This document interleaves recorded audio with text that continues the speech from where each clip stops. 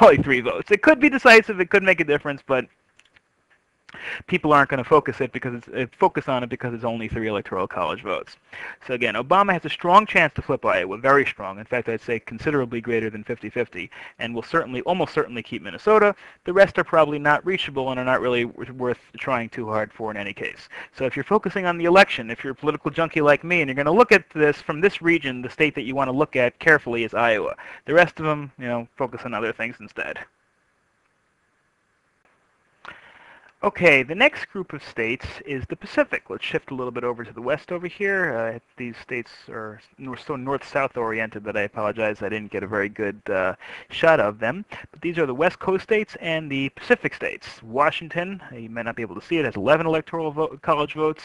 Oregon has 7, and California, of course, the big one, by far the biggest state in the country in terms of population, and therefore in terms of electoral college, at 55 electoral votes.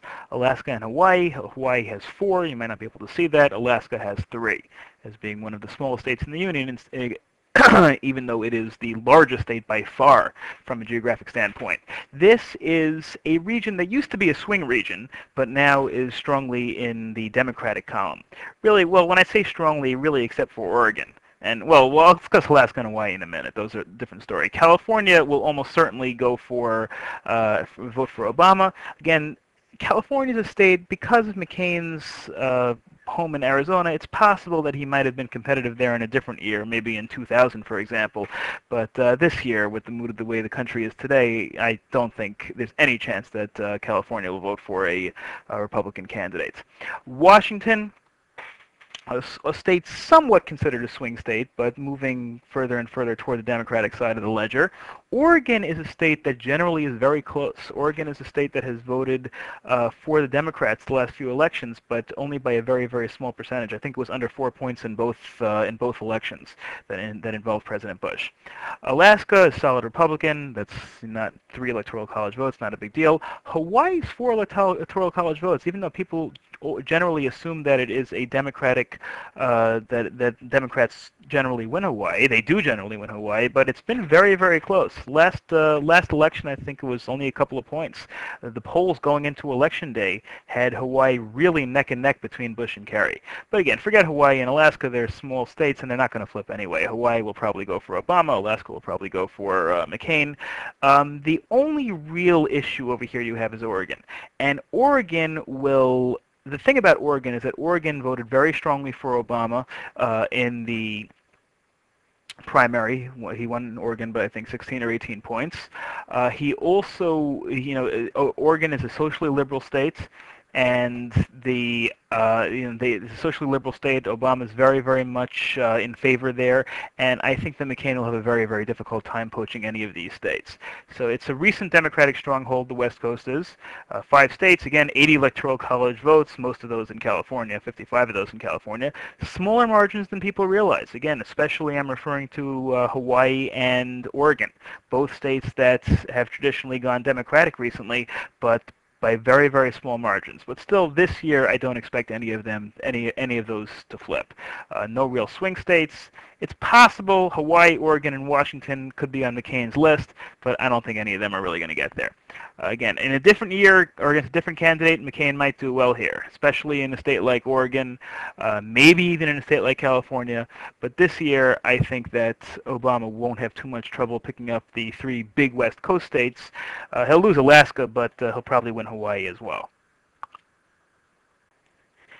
And finally, we get to another big region. Actually, it's our smallest region in terms of electoral college. If you look at the numbers very quickly, only 5 states for 34 electoral college votes, and that is the Southwest. New Mexico, Arizona, Colorado, Utah, and Nevada. I saw a Time article, actually, about a year and a half ago, long before the primaries had started, predicting that the Southwest would be the key in determining this year's election. Again, not an obvious region. The first thing you would think of course, is the upper Midwest, the Rust Belt. People very often think of the Southeast. The Southwest, however, will be key this year. These are states that Bush won, all of them, except in 2000 when Gore took New Mexico. But he won by relatively small margins, and again, some of these states have been trending towards Democratic side, like Colorado, for example, elected a Democratic senator recently, and a couple of Democratic congressmen. Now, this is a region that McCain's home state, Arizona, of course, will help him. I think that with many other Republican candidates, Arizona would have been a swing state, would have been reachable for Democrats. I don't think it's reachable now. Utah is not even an issue. Utah will go Republican no matter what. So Utah really doesn't even belong in this region of swing states. But Utah will go for McCain, and Arizona will go for McCain. The other three are big swing states. Not because they're big states, they're all small states, only 9 for Colorado and 5 apiece for New Mexico and Nevada, but all of them could really, really go either way at this point. If you look at the projections of the real swing states, the ones that could flip either way, Nevada, Colorado, and New Mexico are on everybody's short list. And this is something, those 19 electoral college votes can really go either way, and it's very possible that they'll all go to the same candidate depending on how a particular issue breaks. And that issue, the one that is most important in this region of the country, is of course immigration. As again, there's another key swing region, will get almost as much attention as the Rust Belt. McCain's Arizona home helps. The key issues in this region: immigration, the economy, immigration, blah, blah, and, of course, immigration. Whether, depending on which side you're on, many people are very adamantly opposed to illegal immigration and very interested in securing the borders and making sure throwing out illegal immigrants, setting up fences, guards, machine guns, who knows what. And then there are many other people, especially immigrants and the families of the immigrants, who are very, very heavily populated in these areas, in states like New Mexico and Nevada. And these are states that these are people that are strongly in favor of candidates with moderate or even liberal immigration stances.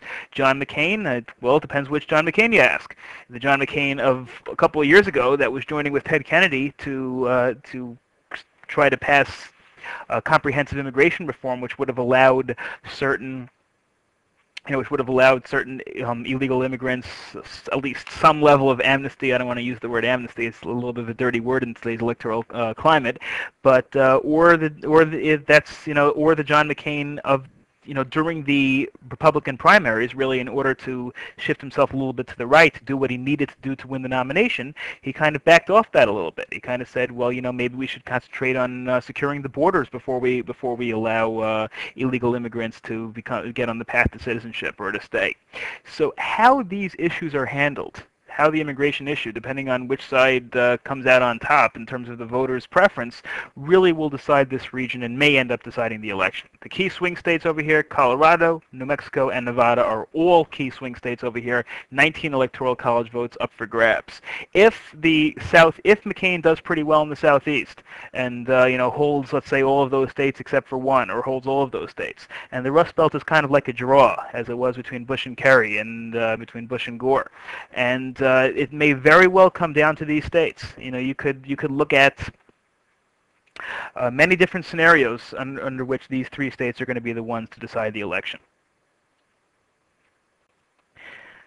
Okay, so where does that put us overall now that we've gone through all of these regions? Well, I've done a little bit of a map over here. Now, what I've done is I've put in dark blue all these states that I think are pretty safe. And again, anything could change. There could be one thing I didn't mention earlier is that these all assume that all of my analysis assumes that the race will be relatively close. Something could happen. Something could come out about Obama's background. The country could shift very strongly against the Republican Party in general.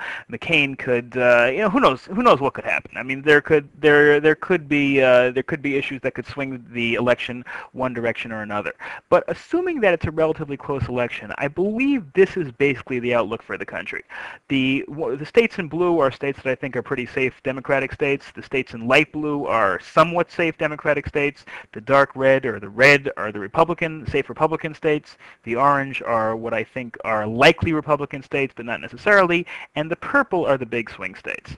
Notice even on the West Coast, I put California as safe Democrat, but again, Oregon, Washington, and Hawaii are too small margins in terms of previous elections and in terms of the polling to be considered really safe.